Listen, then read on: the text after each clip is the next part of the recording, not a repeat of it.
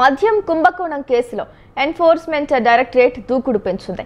అత్యధికంగా సరఫరా ఆర్డర్లు దక్కించుకున్న కంపెనీల నుంచి ముడుపుల సొమ్ము వివిధ మార్గాల్లో వైసీపీ మద్యం ముఠాకు చేరినట్లుగా ఇప్పటికే గుర్తించిన అధికారులు ఆ మూలాలు వెలికి తీసేందుకు లోతుగా దర్యాప్తు చేస్తున్నారు.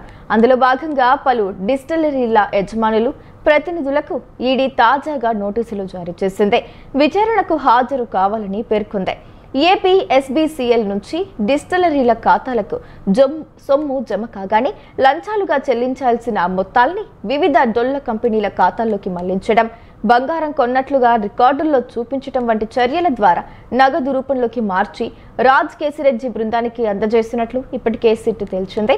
ఆ వివరాలన్నింటినీ సిట్ నుంచి తీసుకున్న ఈడీ అధికారులు ఇప్పుడు ఆయా డిస్టిలరీల యజమానులను విచారణకు పిలిచి వారి వాంగ్మూలాలు నమోదు చేస్తున్నారు.